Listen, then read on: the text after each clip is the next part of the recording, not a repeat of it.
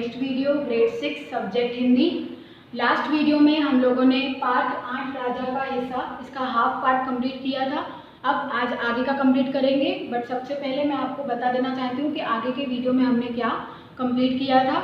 इस चैप्टर में राजा भोज की बात की गई है, जो एक बहुत ही आदर्श और दयालु राजा हैं, जो हमेशा अपनी प्रजा की कठिनाइयों को और दुखों को दूर करने का प्रयत्न करते हैं। तो यहाँ पर राजा भोज के ही जीवन का एक प्रसंग बताया गया है कि राजा भोज एक दिन अपनी रानी के साथ राज्य का भ्रमण करने निकले थे। भ्रमण का अर्थ है घूमना।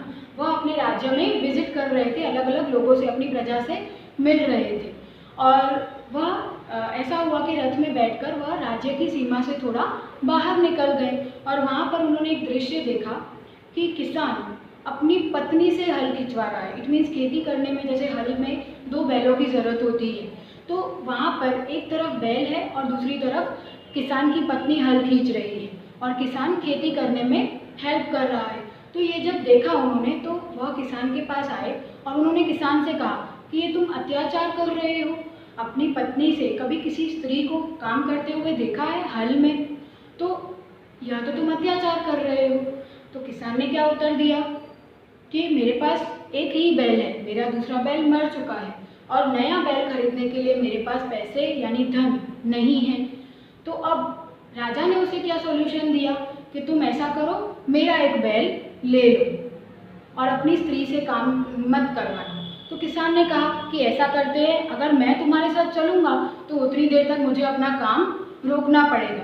किसान की अपने काम की तरफ बहुत अच्छी रुचि थी, यानी उसे अपने काम से बहुत प्रेम था, उसे अपना काम रोकना नहीं था।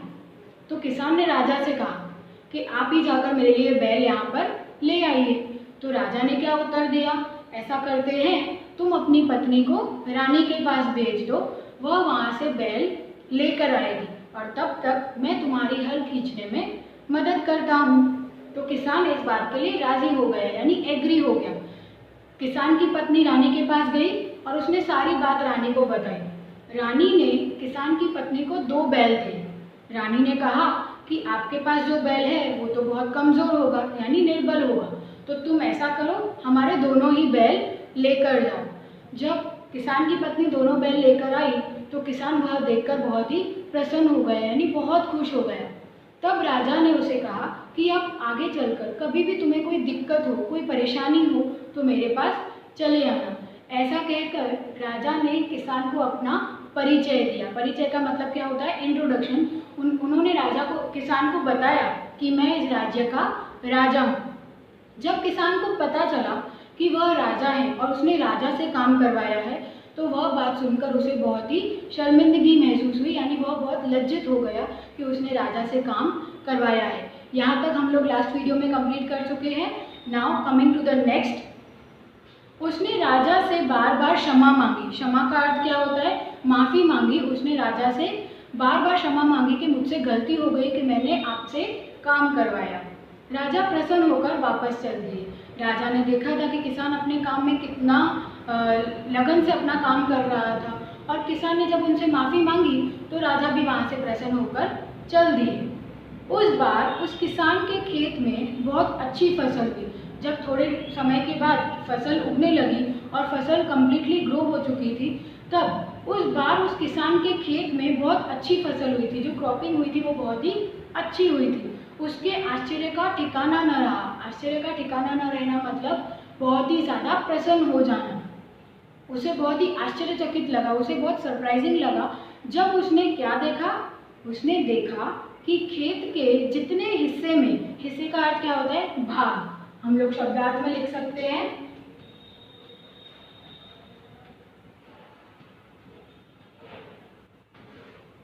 हिस्से का अर्थ क्या होता है, भाग।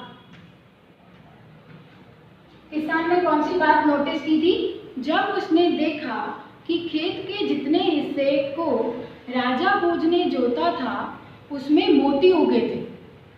क्या देखा किसान ने, जिस पर्टिकुलर हिस्से में, जैसे कि मैंने आपको बताया कि जब किसान की पत्नी वहाँ पर बैल लेने के लिए गई थी, तब किसान के साथ हल खींचने में राजा खुद हेल्प कर रहे थे।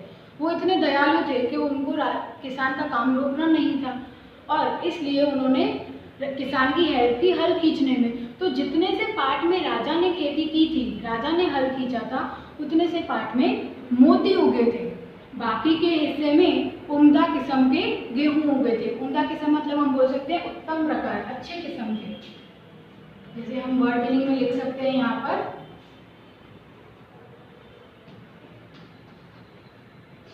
उम्दा किस्म।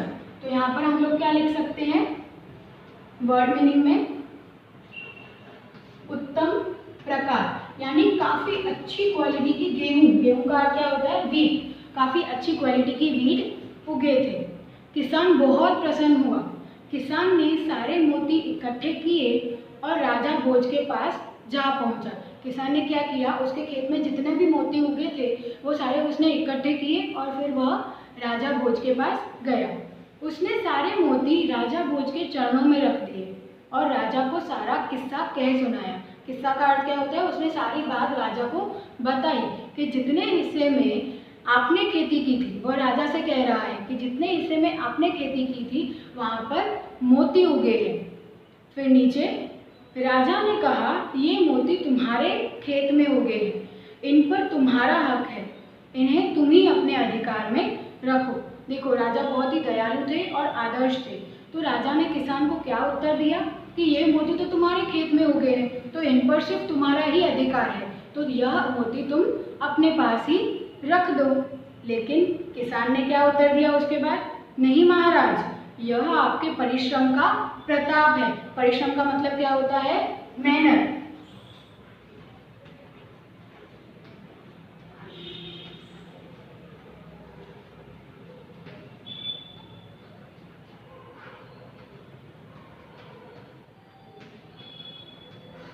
परिश्रम का अर्थ क्या होता है? मेहनत। उसने राजा से क्या कहा कि राजा, ये आपके परिश्रम का प्रताप है, मतलब आपकी मेहनत का नतीजा है, इसलिए मैं इन्हें नहीं ले जाऊंगा। मेरी प्रार्थना है कि आप इन्हें राजकोष में जमा कर लें। राजकोष का अर्थ क्या होता है? राजा का खजाना। जैसे कि हम बोल सकते हैं राजकोष का अर्थ क्या होता है?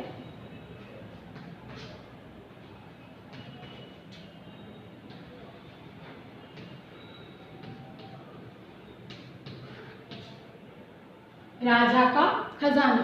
किसान ने उन्हें प्रार्थना की कि राजा, ये आप अपने राजकोष में रखवा दें, यानी राजा के खजाने में जमा कर लें और गरीबों की भलाई के लिए इन्हें काम में लें।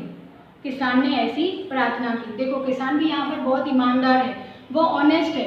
उसने क्या कहा राजा से कि यह आप अपने पास ही रखिए, राजकोष में जमा कर लीजिए, और जब भी गरीबों की भलाई के लिए आपको पैसों की ज़रूरत हो तो आप इनका यूज़ कर सकते हैं। उन्होंने राजा से प्रार्थना की कि आप इन्हें अपने राजकोष में रखवा दें। फिर राजा ने क्या उत्तर दिया? किसान की बात सुनकर राजा बहुत प्रसन्न हुए और उन्होंने मोती स्वीकार कर लिए। राजा ने सारे मोती स्वीकार कर लिए। क्यों? क्योंकि उन्होंने देखा कि किसान कितना मन से उनके लिए ये मोती लेकर आया है। भले ही वो किसान के मोती थे, लेकिन किसान की भावना बहुत ही शुद्ध थी। वह राजा को दे रहा था और उसने राजा से ये भी कहा कि आप इनका प्रयोग, इनका यूज़ आप कर सकते हैं गरीबों की भलाई के लिए। जब भी गरीबों को ज़रूरत हो आप इन्हें यूज़ कर सकते हैं। तो यहाँ पर किसान की ईमानदारी देखकर राजा बहुत ही प्रसन्न हो गए और राजा ने सारे मोती स्वीकार कर लिए। इस चैप्टर में आपको एक माइंड में क्वेश्चन आता होगा कि मैम राजा का हिस्सा क्यों? चैप्टर का नाम राजा का हिस्सा क्यों रखा गया है? इस वजह से कि हमने, जैसे मैंने आपको बताया पहले ही, कि किसान ने अपनी खेती कर रहे थे जब वो, तब राजा ने जब हेल्प की थी, राजा ने जितने से हिस्से को हल में खींचा था और खेती की थी, उतने से पार्ट में मोती उगे थे और वह सारे मोती राजा के हिस्से के थे और वह राजा ने स्वीकार किए। तो इस पार्ट में इस वजह से इसका नाम रखा गया है राजा का हिस्सा। तो राजा कितना आदर्श और दयालु था कि वह अपनी प्रजा की हमेशा हेल्प करते थे। तो यहाँ पर इस चैप्टर में हमें यही बताया जा रहा है कि राजा हमेशा अपनी प्रजा की कठिनाइयों और दुखों को दूर करने का यथासंभव प्रयत्न करते रहते हैं। अब आज हमने ये चैप्टर कंप्लीट किया है। आई रिक्वेस्ट यू ऑल कि आप इस चैप्टर का first part and second part दोनों देखें और इस चैप्टर को अच्छे से टेक्स्ट बुक में से रीड करें। Then try to solve the exercise of workbook. Okay, till then अब नेक्स्ट वीडियो में हम लोग ग्रामेटिकल टॉपिक्स स्टार्ट करेंगे. Okay, bye all of you, thank you.